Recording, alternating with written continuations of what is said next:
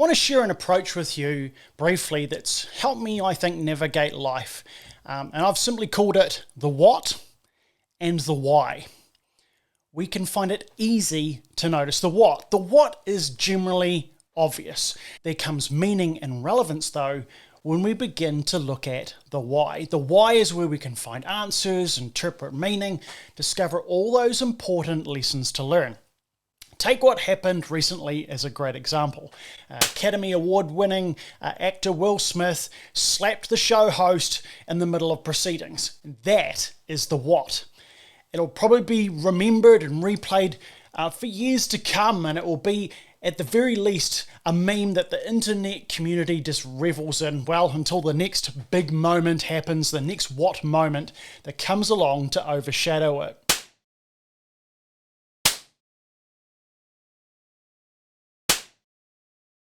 Understanding the why, that is where we find meaning, understanding, and context. There was offence taken at a joke featuring Mr. Smith's wife. And there seems to be a history between the host and Mr. Smith's wife, as she being the basis of another joke a few years earlier at the same event. And maybe the why could be found in the myriad of personal life choices this couple have been currently navigating. In science, it's easy to find a what, but the why, well, that's where all the magic happens. An apple fell on a man's head one day. The what was the apple fell on his head. The why began the journey to discover the universal truth that we call gravity. For years, I've been lovingly mocked in my household for my ongoing fascination with the 20th century, in particular, the major conflicts that marked that time period.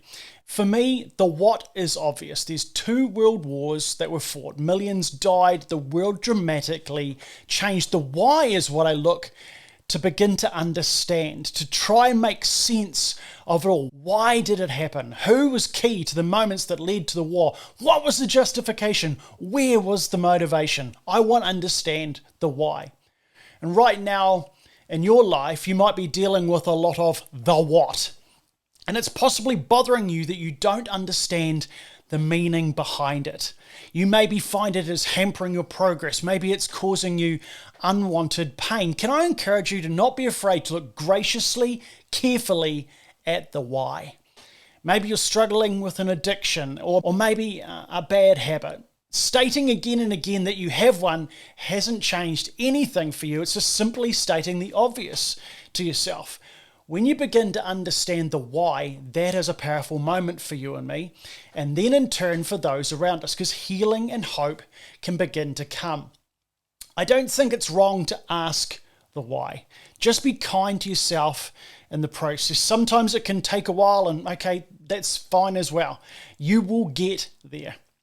And don't expect to always like what you discover, but recognize the revelation of discovery is what you probably need. A brave person never just settles for the what. They press on to look at the why.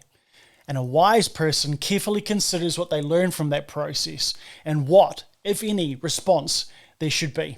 Something to think about.